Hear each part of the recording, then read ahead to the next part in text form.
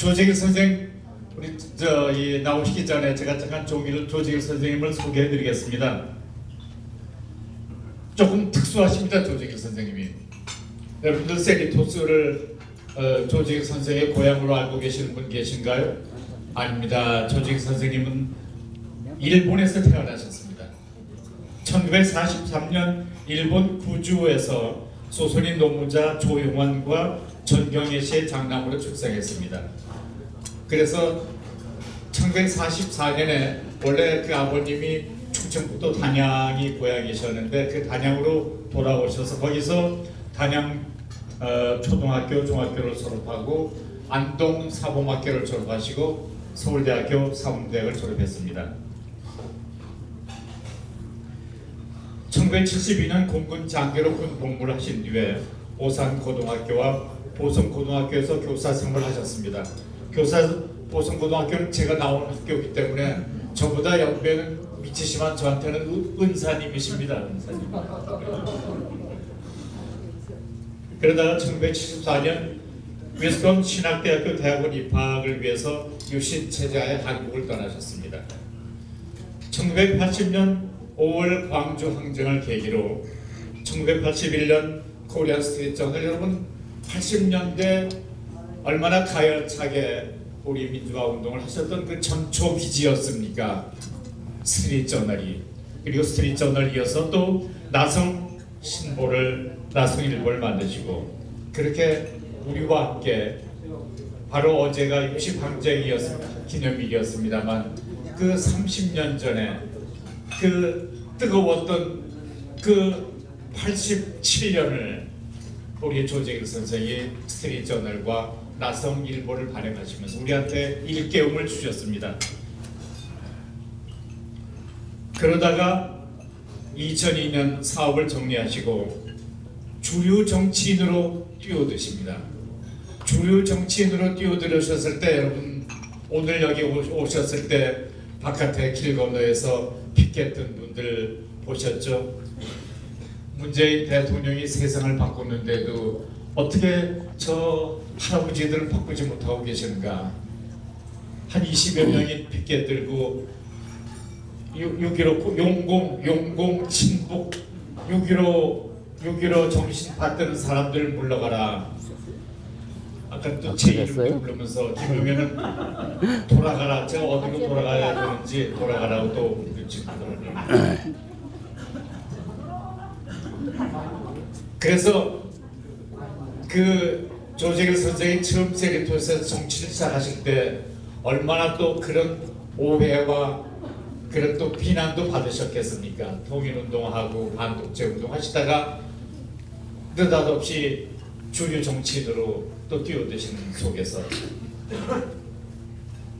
그래서 아메리칸 드림을 이루십니다.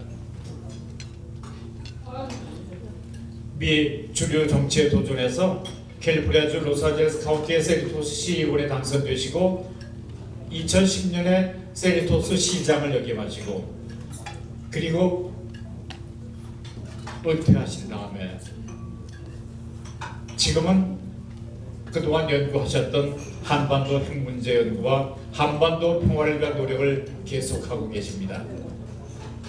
또 중요한 것은 지금 저와 함께 라디오 코리아에서 시사 프로의 고정 패널로 일하고 계시다는 점입니다.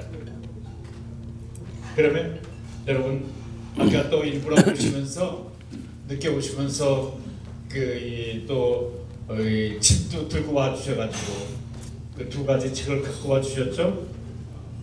한반도 핵 문제와 통일, 평화가 먼저, 북핵 위기와 한반도 평화의 길, 평화가 먼저다라는 그런 소중한 저서를 또 가져오셨는데 여러분들 또 귀하게 받아보시기 바랍니다. 그럼 우리 조재길 선생을 모시고서 긴 제목의 그런 오늘 딱 알맞는, 오늘 아니고선 들을 수 없는 그런 강연을 듣기로 하겠습니다. 박수로 청해 주시죠.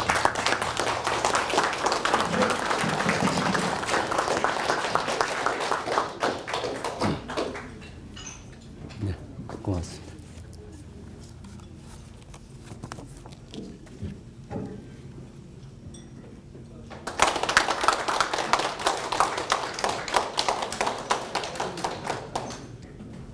안녕하십니까. 여러분들이 식사하시는데 즐겁게 담소도 하시면서 식사를 하셔야 되는데 제가 이렇게 식사 시간을 방해하는 것 같아서 대단히 죄송합니다. 우리 김영우 선생님, 우리 선배님께서 저에 대해서 소개를 해주셨지만은 저는 여러분들이 아시는 바와 같이 1980년대, 90년대에 한국의 민주화와 통일을 위해 치열하게 투쟁을 하다가 1997년 김대중 대통령께서 당선되시고 이제 내가 해야 할 일은 끝났다 하고 모든 사회운동에서 떠나서 이 사업에 전념하다가 2002년에 그 사업을 정리하고서는 이 미 주류사회에서 활동을 하면서 한국 정치와는 일정한 거리를 두고서 지나왔습니다. 그러나 제가 어떻게 한국을 잊고 있었겠습니까? 비록 한국 현실 정치에서는 거리를 두었지만은 제가 83년도부터 관심을 갖고 연구하기 시작했던 한반도 핵 문제에 대해서 제가 연구를 계속해서 2006년에 조선반도 핵 문제 연구라는 논문으로 제가 박사학위를 받았습니다. 그러니까 제가 아마 어쩌면은 이 한반도 핵 문제의 유일한 아마 박사일는지도 모르겠습니다. 그래서 그 박사학위 논문을 이게 누구나 쉽게 읽고 이해할 수 있도록 쓴 책이 북핵, 이거 600페이지 되는 그 두꺼운 책입니다. 그게 600페이지 되는 북핵 위기와 한반도 평화의 길이라는 책이 바로 제 그 박사학위 논문을 이게 풀어쓰고 우충한 책인데, 제가 감히 말씀드리자면은 한반도에서 이 핵 문제가 이렇게 거론이 될 때마다 뭐 TV에 나오고 신문에 칼럼을 쓰고 하는 사람은 많이 있습니다만은 아이러니컬하게도 제가 쓴 그 북핵 위기와 한반도 평화의 길이 한국에서 발행된 유일한 한반도 핵 문제 연구 서적이라고 제가 감히 말씀을 드립니다.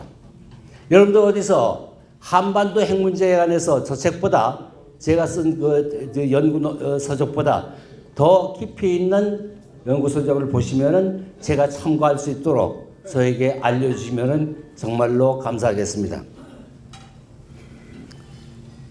그리고 그 2013년에 서울을 갔더니 서울에서 얘기가 이 책을 정말 이제 지금 꼭 필요한 책이다. 그러니까 이걸 개정판을 내자. 그런 이제 제안이 들어왔어요. 그래서 이 600페이지 되는 전문 서적을 그냥 줘도 아무도 안 읽을 텐데, 그래서 그거에 개정판을 내는 게 무슨 의미가 있느냐.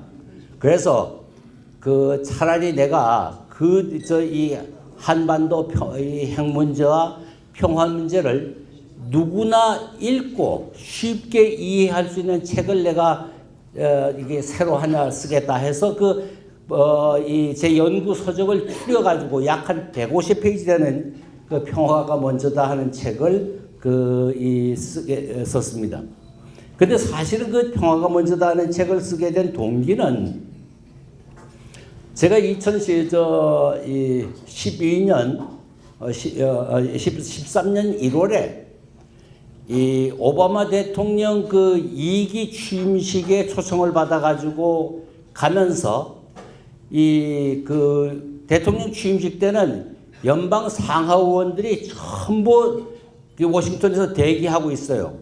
왜냐하면은 자기 지역구에서들 취임식에 오는 그 유권자들을 만나기 위해 가지고 그 한 3일 정도는 전부 자기 사무실에서 대기를 하고 있는데, 그래서 제가 이게 얘기가 통하는 연방 상하의원 15명에게 내가 이번에 오바마 2기 취임식에 대통령 취임식에 참석하러 가는 김에 들릴 테니까 나하고 얘기할 수 있는 시간을 좀 달라.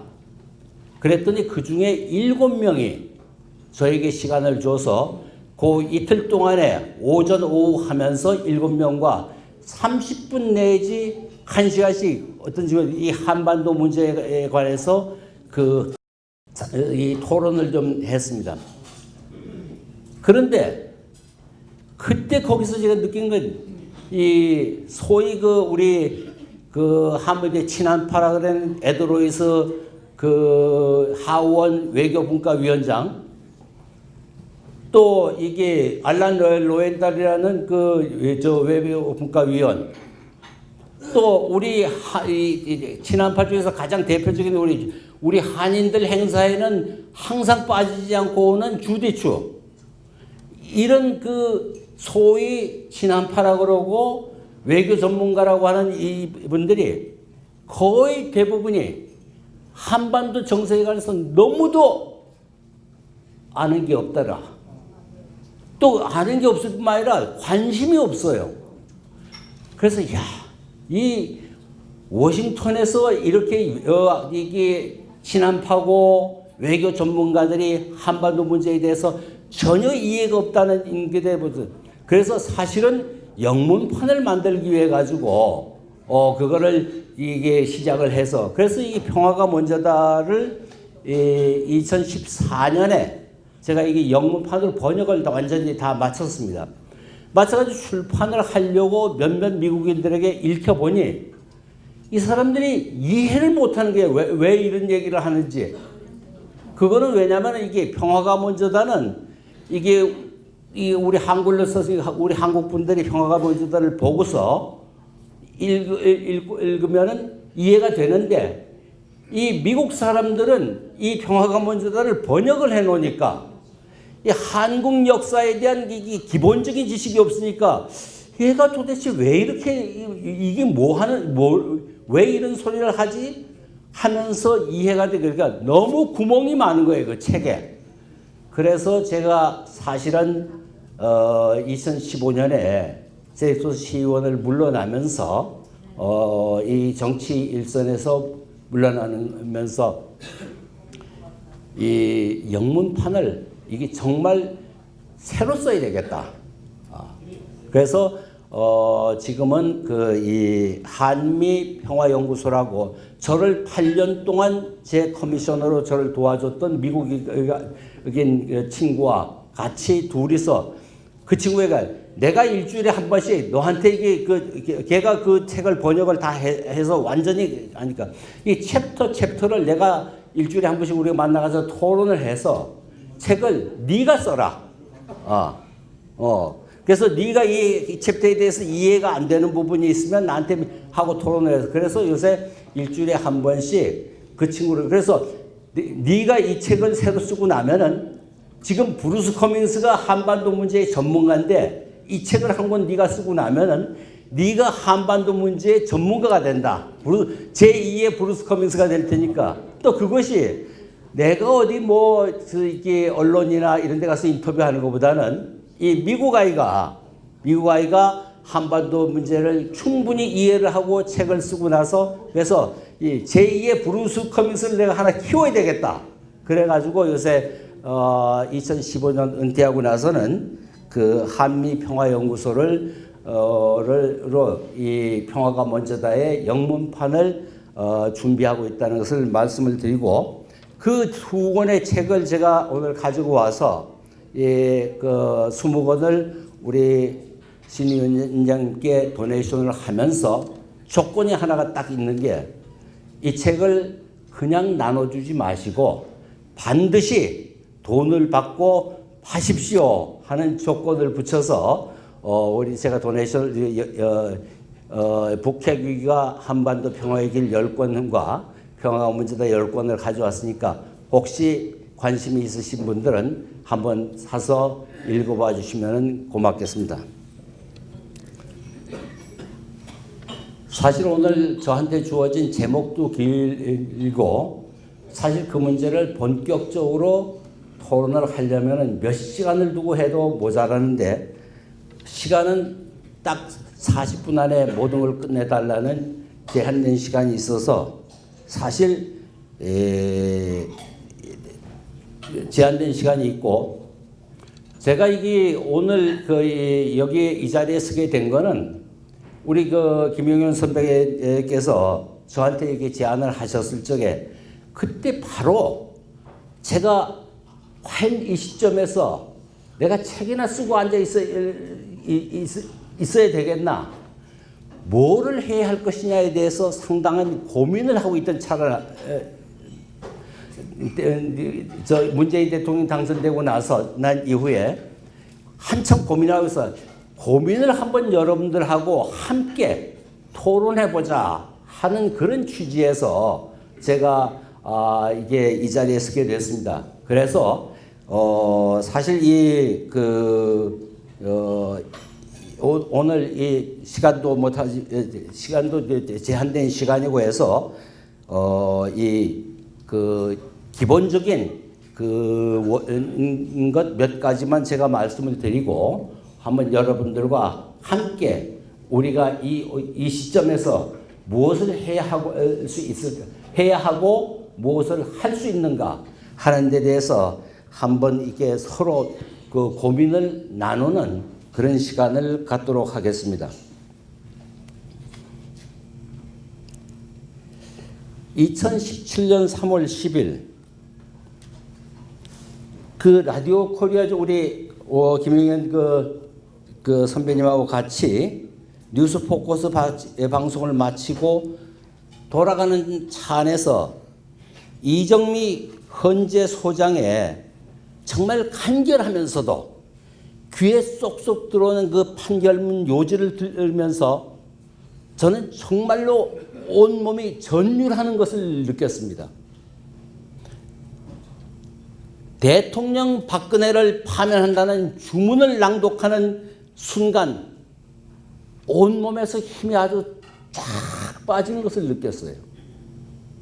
그때 마침 그 후레이를 내렸기 때문에 골목길에 일로 들어가서 차를 세우고 눈을 감고 의자에 기대니까 정말 지난 반세기 넘게 우리 한국을 억누르고 지배해왔던 박정희 시대가 영상처럼 스쳐 지나가는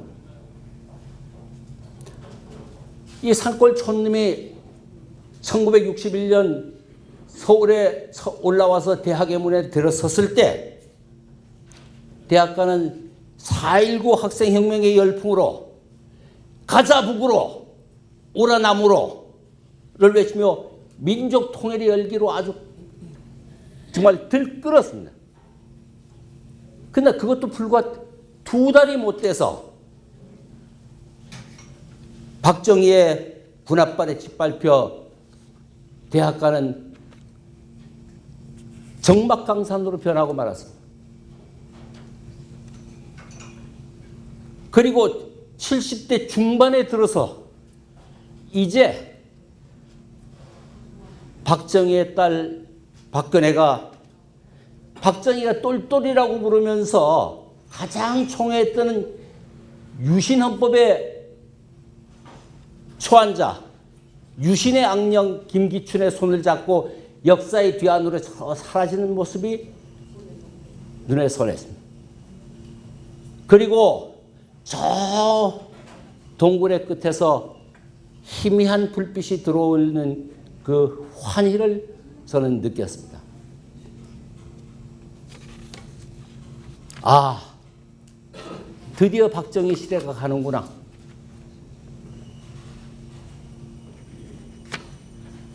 그로부터 꼭 60일 뒤에 문재인 대통령이 당선이 되고 지난 겨울 1700만 명이 광화문 광장에서 부르짖은 이게 나라냐?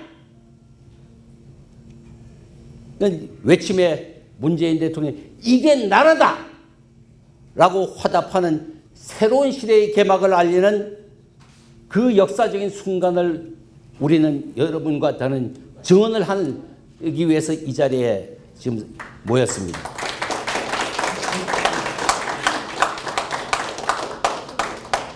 그동안 많은 사람들이 저는 1년에 한 번 또는 두 번씩 한국을 다녀왔는데, 한국에 가면은 이 문재인 대통령이 참 순결한 사람이다. 좋은 사람인 건 분명한데 권력의 의지가 없어 무언가 좀 약하다. 자신의 콘텐츠가 없고 오히려 삼촌한테 둘러싸여 가지고 좀 불안하다는 그런 느낌을 많이들 얘기를 했어요.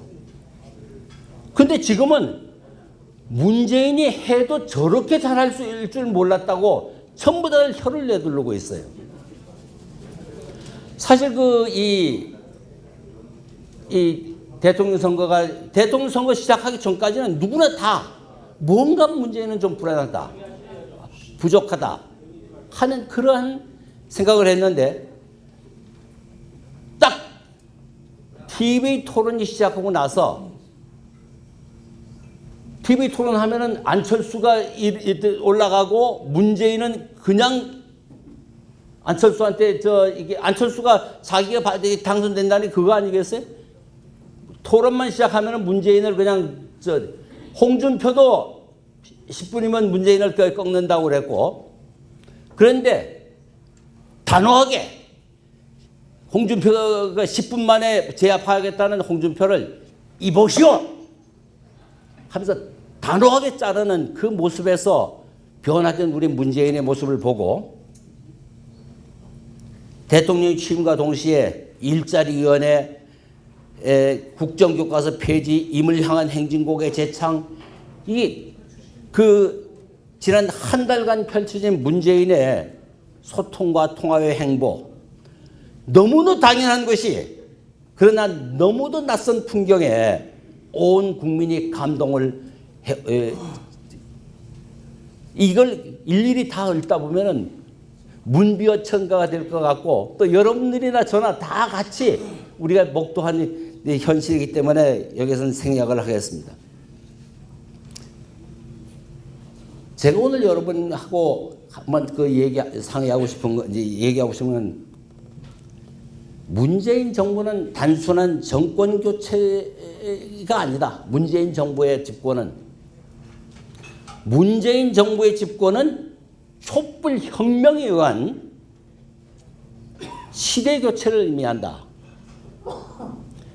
박정희 시대가 끝나고 새로운 대한민국을 만드는 새로운 정부가 바로 문재인 정부다 하는 것을 전 여러분과 함께 확인하고 싶습니다.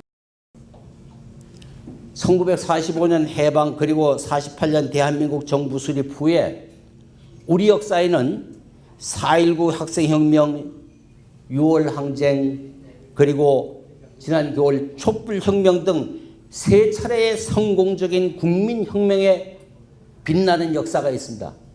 그러나 1960년 이승만 독재를 무너뜨린 4.19 학생혁명은 5.16 군사 쿠데타에 의해서 짓밟혔습니다.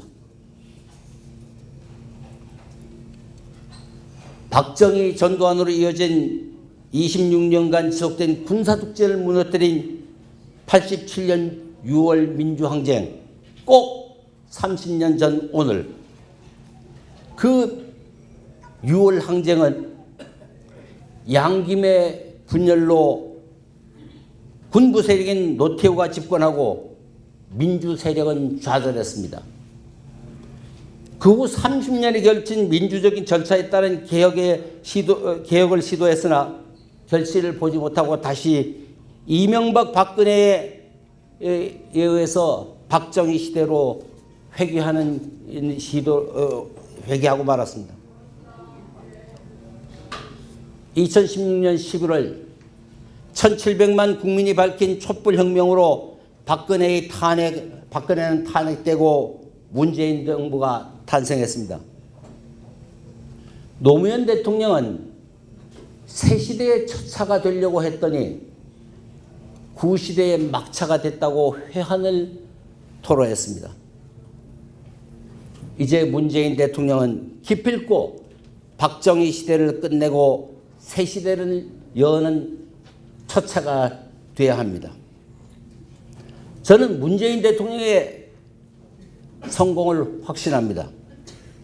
반드시 성공해야 하는 문재인 대통령, 노무현 대통령 8주기에서 반드시 성공한 대통령이 돼서 다시 보고드려야겠다는 결의에 찬 문재인 대통령을 저는 믿습니다. 그럼 과연 문재인 대통령이 이 엄청난 박정희 시대를 끝내고 대한민국의 첫차가 정말로 될 수 있겠는가? 우리 한번 오늘 여기서 심각하게 생각해 봐야 할 문제입니다. 문 대통령이 결기만으로 새 시대의 첫차가 될 수 있는가? 과연 우리 지나간 박정희 시대, 이게 문재인 정부와는 다른 지나간 박정희 시대는 어떤 시대인가? 우리가 어떤 역사를 끝내고 새로운 대한민국을 건설해야 하는가? 박정희 시대는 전 세계적인 냉전의 해소와 화해의 협력에도 불구하고 우리는 아직까지 냉전의 끝자락을 잡고 있는 것이 지난 박정희 시대입니다. 머지않아 한국 전쟁의 70주년을 맞습니다. 문재인 대통령이 박정희 시대를 끝내지 못한다면 아마 한국 전쟁 100주년을 맞을지도 모릅니다. 여러분은 대한민국의 주권국가라고 생각을 하십니까? 독립된 주권국가는 국민, 영토, 주권이 있는 3대 요소가 있어야 주권국가입니다. 그런데 대한민국은 국방주권, 영토주권이 없는 나라입니다.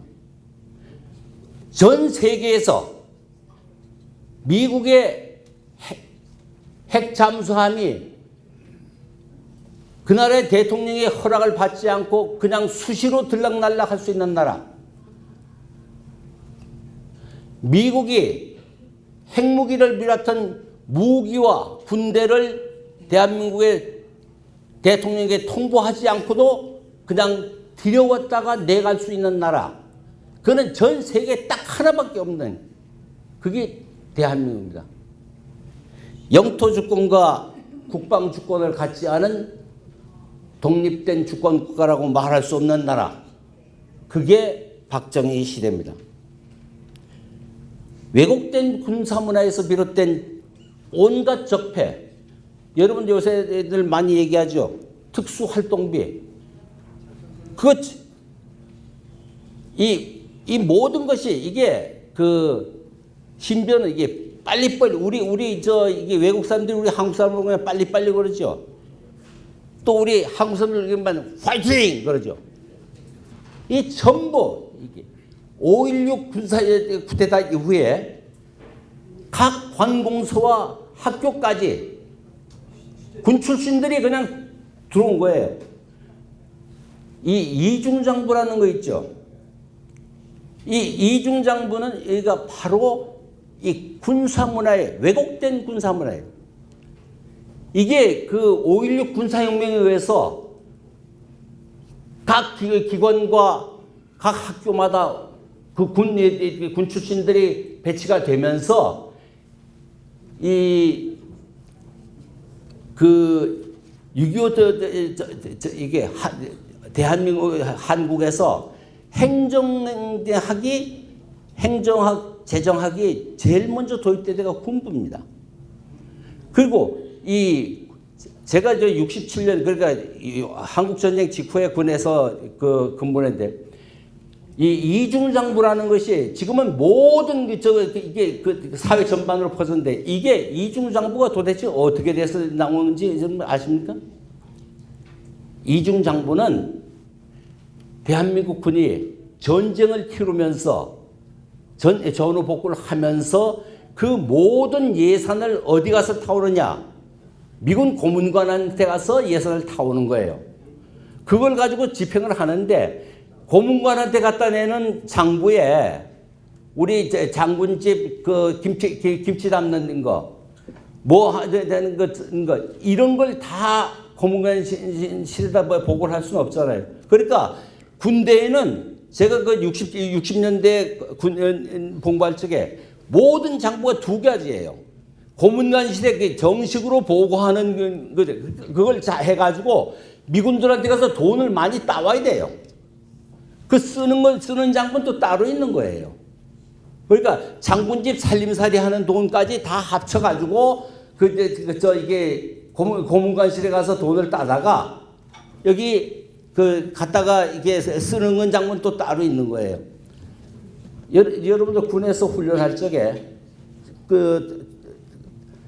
훈련할 때 이게 총 쏘는 이게 아니 그거 이제 가면은 총 몇 방만 쏘고 그냥 그러다 그게 안 쓴 것까지 다 그러니까 쓰는 장부 안 쓰는 장부 그러니까 이게 군에는 모든 장부가 이중 장부인데 그것이 이 한국 사회의 기업에까지 다 이게 왜곡된 군사 문화예요. 바로 적폐라는 것이 이 50년 반세기 이상 지속된 이 왜곡된 군사 문화에 관한 이런 적폐. 이 문재인 정부는 바로 이러한 냉전 체제와 이 70년간 계속된 한국 전쟁 그리고 이 왜곡된 군사 문화의 이런 온갖 적폐와 싸워야 되는 그러한 운명을 가지고 태어났습니다. 과연 이런 때 대통령 한 사람 바뀌었다고 이런 시대가 끝이 나겠습니까? 이런 구조적인 문제점을 극복하고 문재인 대통령이 성공을 하려면 과연 무엇을 해야 되느냐? 우선 새로운 시대에 대한 올바른 인식이 바탕이 되어야 된다고 저는 생각합니다. 그럼 새 시대에 우리 문재인 대통령이 해야 하는 큰 과제가 몇 가지가 있느냐? 저는 첫째로 헌법 개정이 우선 이 새 시대에 맞는 새 헌법의 개정이 필요하다. 그런데 그러니까 87년 우리 6월 항쟁 이후에 만든 87년 체제가 우리 새로운 시대에 맞지 않는다는 것은 지난 선거 기간 중에 사실 지난 선거 기간 중에 이게 개헌 문제가 나온 거는 이게 집권을 위한 하나의 수단으로 개헌연대라는 것이 얘기가 나왔지만은 그러나 이게 국민적으로 이 헌법을 개정해야 한다는 것은 이게 공감대가 형성이 되어 있다. 그래서 문재인 대통령도 내년 이게 지방선거 때 개헌 투표에 붙이도록 하겠다는 약속을 했죠. 그런데 이게 헌법 개정이라는 것은 이거는 블랙홀입니다. 헌법 개정이 본격적으로 논의가 되게 되면은 이 모든 것은 거기에 메모리 돼 버려요. 그래서 비록 이게 선택과 집중이 저는 필요하다. 헌법 개정 문제에 문재인 대통령과 청와대가 빠져들면은 이 블랙홀에 빠져들어서 아무것도 못하는 그러한 대통령이 되고 말 수도 있다. 그래서 이 헌법 개정 문제는 국회에 있는 개헌 투기로 넘겨버려야 된다. 근데 국회에다 넘겨버리면은 각 사당 5당의 이해 집산에 의해서 이게 헌법이 산으로 갈 가능성이 크다. 그래서 국회의 개헌 투기를 중심으로 국민적인 합의에 의해 가지고 이게 개헌을 할 수 있도록 그건 넘겨줘 버려야 된다.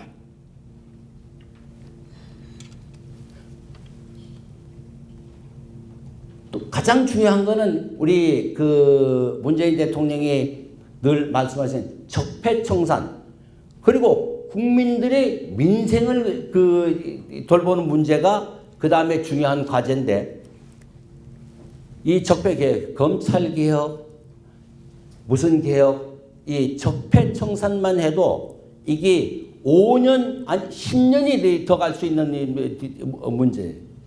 그래서 민생과 적폐 청산은 이거는 국무총리에게 모든 내치를 해서 국무총리와 책임장관제로 이걸 넘기고 청와대와 그 대통령과 청와대는 한반도 평화 문제에 집중을 해야 된다.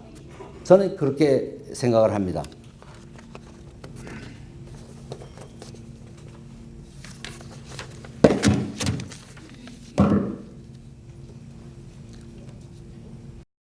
근데 대통령 한 사람 바뀌었다고 한반도 평화 문제가 해결이 되겠습니까? 우리 문재인 대통령이 취임한 지 한 달 안에 북한에서 미사일을 5번을 쐈죠. 제가 이 우통을 좀 벗겼습니다.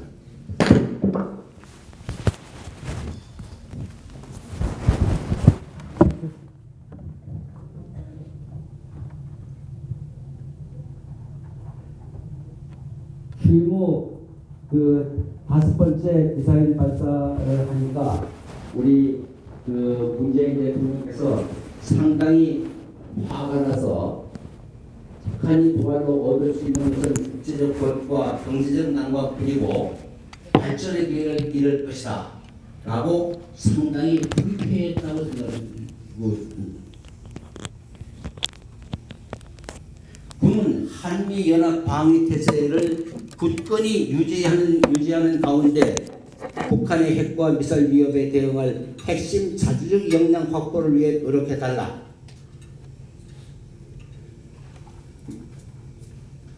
NSC 회의를 소집해서 이런 말씀을 하셨다고 그래요. 근데 북한이 미사일을 쏘면은데 우리 문재인 대통령이 하실 수 있는 게 뭐가 있다고 생각을 하세요? 저기 우리 나띵이 그야말로 문재인 대통령은 엄중한 경계 태세를 강화하라는 말씀밖에 할 말은 더 이상 없어요. 저는 20대에 이러한 한국의 이 안보 문제에 대해서 아주 뼈저리게 느낀 적이 있습니다. 저는 20대 공군 장교로 대한민국 공군 장교로 4년간 복무했습니다. 그 4년 중에서 9개월을 예하부대에서 근무를 하고 3년 3개월을 이게 공군 참모총장 비서실에서 서한장교로 소위 말해서 연설문 작성하는 서한장교로 3대 총장을 모셨습니다. 3년 3개월이면 이게 총장 임기가 2년이고 그때 제가 처음 모셨던 총장이 김성용 총장이라고 공군에서 처음으로 사성장군이 돼가지고 총장이 됐기 때문에 이 양반은 1년 더 하기로 됐었어요. 그래서 3년이면은 제가 3년 3개월이면은 총장 한 분만 모시면 되는 거 아니에요? 근데 3대 총장을 모셨어요. 이 김성용 총장 때 70년 6월 5일 아마 여러분들 중에서 혹시 기억하시는 분이 계실지 모르는데 서해 연평도 인근에서 이 해군 방송선이라고 그 어업 지도를 하던 이 해군 함정이에요. 해군 방송선이 해군 함정이 북한군에 이게 납치를 돼가지고 해군 함정이 납치를 돼가지고 북쪽으로 납치돼가는 그런 사건이 발생을 했어요. 이게 남방 항해선 북쪽에서 북방 항해선 남쪽에서 이 어업 지도를 하는데 북쪽에서 이게 쏜살같이 2대의 북한 괴속종이 내려와 가지고 해군 함정 옆에 딱 붙어가지고 이게 꼼짝 못하게 해서 이렇게 부로 올라간 거예요. 그때 이게 그 상공에 이게 해군 함정이 납치되는 그 상공에 F5 한 4대 정도가 출격을 해 있었어요. 출격해서 해 있었는데, 그리고 그때 공군참모총장이 공군모빌 작전 상황실에 나와서 그 모든 상황을 보고받고 있었어요. 이때 공군참모총장이 쏴라 하고 명령만 내렸으면은 기총수사를 그 부근에다만 하면은 이 양쪽에 있던 배들이, 북한 배들이 좀 흩어질 거 아니에요. 흩어지면은 그 사이에 이 방송선이 남쪽으로 내려올 수가 있는 거예요. 그런데 이게 참모총장이 몇 마디 하는 사이에 해군 함정이 북쪽으로 그냥 납치돼서 올라가 버리고 와요. 여기 이제 박정희가 제가 그걸 쏴가지고 문제가 되면은 내가 저 바꾸기까봐 그걸 못 쐈느냐고 해가지고 목을 잘라버렸어요. 그래가지고 그만 김성령 총장이 물러났죠. 그러나 그 김성령 총장은 아무 죄가 없어요. 거기에 사격을 하라는 명령할 권한이 김성령 그 한국 공군 대장에게는 그런 권한. 연합사령관으로부터 지시가 떨어질 때만 기다린 거예요. 근데 지시를 또 유엔군 연합사령부에서 지시가 떨어지지 않으면은 그럴 때 그게 사격 명령을 못 내리는 거예요. 문재인 대통령이 북에서 미사일을 5번 아니라 10번을 쏴도 NSC 국가안전보장회의를 소집을 해서 할 수 있는 양은 아무것도 없다는 거죠. 그게 우리 대한민국의 현실이에요. 그 현실을 인정한 바탕에서 그런데 그동안에 모든 대통령들은 북한과의 협상에서 한국이 위주가 되는, 그러니까 미국보다도 한국이 주도적인 역할을 해야 한다는 것인데, 한국이 주도적인 역할을 할 수 있는 건 뭐냐?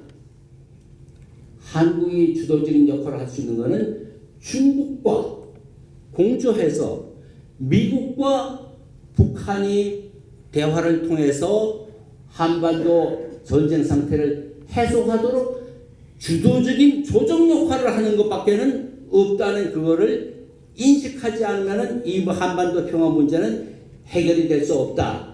그것이 우리 한국의 현실이고 그 현실을 인정하는 데서부터 출발을 해야 된다. 저는 그렇게 생각을 합니다. 그러니까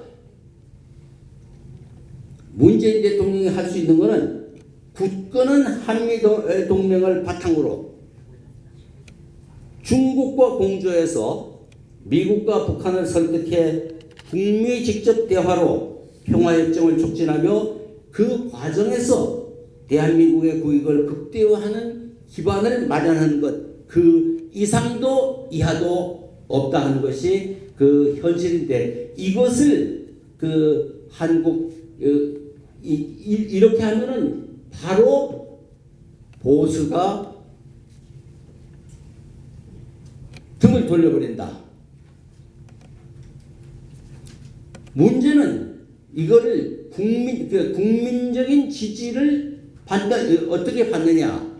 그것이 이러한 한국의 현실을 보수에게 어떻게 설득하느냐 하는 것이 저는 이 한반도 평화에서 가장 핵심적인 과제라고 저는 생각을 합니다.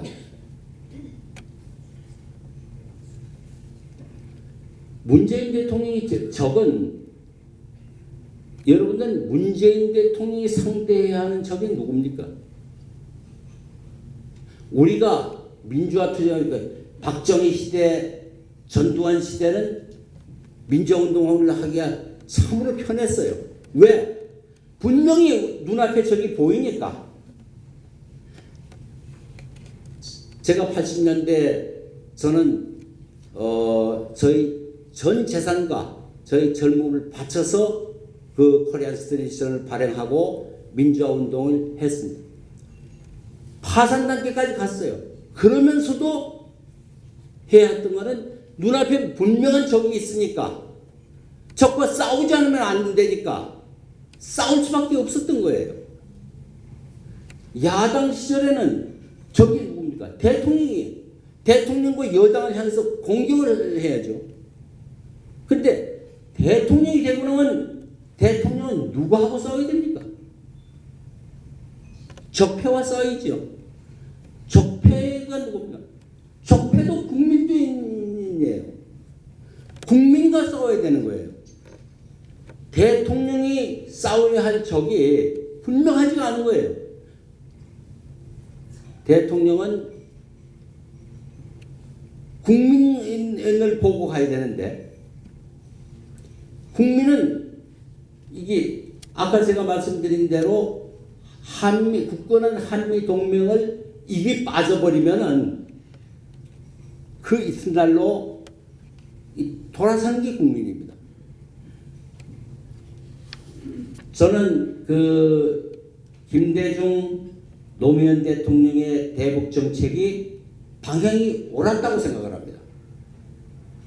그리고 일정한 성과, 오늘 우리가 여기서 이게 기념하는 6.15라는 또 14공동선언이라는 그 엄청난 성과를 거뒀습니다.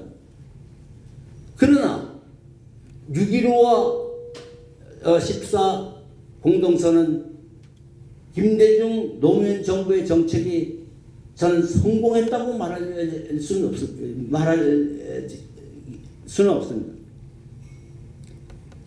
왜냐하면 김대중 노무현의 정책이 대북 정책이 성공했다면 오늘 이와 같은 이게 다시 박정희 시대로 돌아가는 그러한 것이 없었어야 되는 거예요. 그러나 이 김대중 노무현 정권은 이명박 박근혜에 의해서 거꾸로 되돌아가는 그 이유는 뭐냐? 그거는 김대중 노무현 정부의 대북 정책은 국가 지도자의 국정 목표이긴 했어도 국민들의 합의와 동의를 받지 못했기 때문이다. 저는 그렇게 생각을 합니다.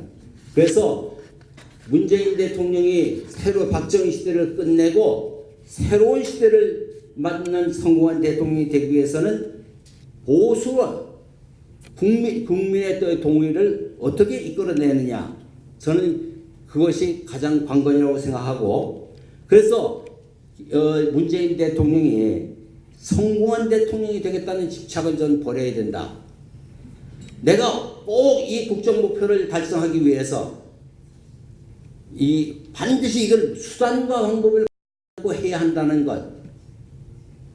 우리 김대중 대통령이 그런 업적이 퇴색되는 게 뭐? 거기에 대해서 뒷돈 주고 이게 정상회담 했다 하는 얘기에 대해 듣는 거 아니겠어요? 그 다음에 노무현 정부의 그 14공동선언은 왜 퇴색되느냐? 이게 그 당시에 이명박이가 12월 달에 이명박이 대통령 당선된다는 거의 자명한 사실이었어요. 그 두 달 후면 이명박이가 당선되는데 한 달 조금 남겨놓고 정상회담을 추진한다는 것이 저는 과욕이었다. 저는 그렇게 생각을 해요. 그래서 이 성공한 대통령에 대한 욕심을 버려야 된다. 저는 그렇게 생각을 하고, 그러면 오늘 우리가 이 자리에서 이 미주동포들은 이 문재인 대통령의 성공을 위해서 무엇을 해야 할 것이냐? 저는 이게 북핵 문제에 대해서 우리 미주동포들이 올바른 인식을 해야 된다. 이 핵 문제를 어떻게 해결할 것이냐. 그런 점에서 오늘 저 책을 사가지고 와서 다들 한번 읽어보시길 바라겠습니다. 우리는 이게 남쪽과 그 다음에 북쪽에 대해서도 이 제3의 시각으로 이 남북 문제에서 남쪽의 보수에 대해서 또 북쪽에 대해서도 이게 할 말을 하는 우리 민주동포가 되어야 된다. 저는 그렇게 생각합니다. 이 자리에 계신 분들도 이제 그런 생각을 하시는 분 좀 있습니다만은 북에서 핵무기를 개발해서 이제는 미국이 굴복하고 들어오지 않으면 굴복할 수밖에 없다. 미국이 한국을 제쳐두고 북과 직접 해서 이게 직접 대화를 할 수밖에 없다. 저는 이제 그 핵 문제는 갈 때까지 갔다. 그래서 미국의 트럼프 대통령이 사실 트럼프 대통령이 당선되면서 저는 이게 한국에서 문재인 대통령이 당선되고 미국의 트럼프 대통령이 당선되면은 이 트럼프의 집권 기간 내에 한반도 문제가 해결될 수 있겠구나. 저는 그렇게 생각을 했어요. 그건 오바마가 대통령이 됐을 때도 오바마 일기 때는 제가 이 평화와 문제라는 책을 쓰고 그걸 영문판으로 읽는 게 오바마 일기 때는 오바마가 이 부시가 저질러 놓은 이라크 전쟁, 아프가니스탄 전쟁을 마무리해야 되기 때문에 북한 문제에 신경을 쓸 겨를이 없었어요. 그래서 이 이라크 전쟁과 아프가니스탄 전쟁이 끝나면 오바마 2기에는 저는 반드시 한반도 문제에 관심을 갖고 한반도 문제 해결에 오바마가 나서리라고 저는 생각을 했어요. 그래서 이 워싱턴에 이 영문으로 책을 빨리 써가지고 가서 이 연방 상하원 사무실에 전부 다 한 곳씩 돌려야 되겠다고 그 번역 작업을 그렇게 서둘러 했는데 이게 IS 모여 때문에 미국 오바마는 중동에서 발을 빼지 못하고 북한 문제에 손을 대지 못했죠. 근데 저는 트럼프는 상당히 이 비즈니스 마인드가 있고 북한 문제를 대화로 해결하는 것이 미국을 위해서 그리고 이게 한국과 북한을 위해서만이 아니라 미국에게 도움이 되고 이게 한반도 평화 문제를 해결하고 나면은 이 동북아시아에 저는 21세기 골드러시가 경제적인 부흥이 와서 그것이 미국이 그런 찬스를 놓쳐서는 안 된다는 것을 설득하면은 트럼프는 저는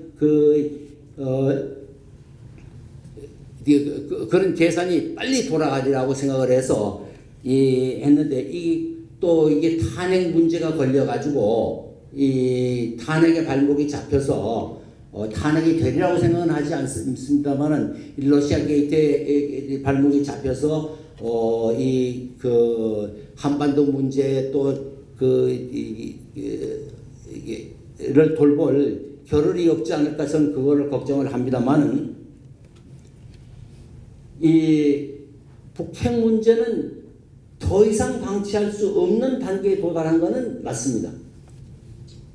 그러나 북이 핵과 미사일은 그거는 이게 억지 수단은 돼도 그걸 가지고 강제 효과는 없다는 것이 이게 학계의 정설입니다.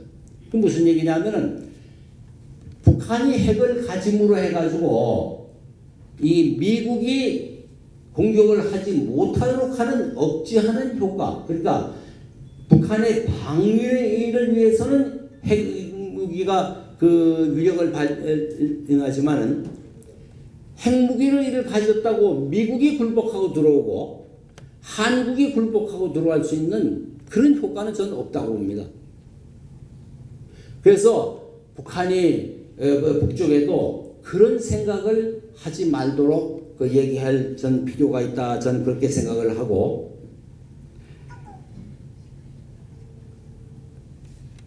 이 문재인 대통령이 대통령이 당선되면서 저는 이 김대중 대통령 당선 이 민주화 이후에 김대중 대통령 당선이 된 이후에 이 김대중 대통령 지지자들이 보여줬던 그런 모습이 다시 되풀이돼야 될까? 저는 그런 생각을 또 오늘 이 자리를 빌어서 우리 미주동포들이 가져야 하는 자세에서 김대중 대통령 당선되고 나서 제가 서울을 가니까 전부 여기서 안 보이는 사람들이 강남에 홍업이 사무실 앞에 가서 다 줄을 서 있어요. 참 그 모습이 그렇게 보기 좋지는 않더라. 그래서 이 10년 만에 다시 민주정부에 우리 미주동포들이 부담이 되지 않았으면 좋겠다 하는 그런 말씀을 드리면서 제 얘기를 여기서 원론적인 얘기만 마치고 우리 함께 그러면 우리가 이 시점에 무엇을 할 수 있는가에 대해서 여러분들이 함께 고민하는 시간을 좀 갖도록 하겠습니다. 네, 감사합니다.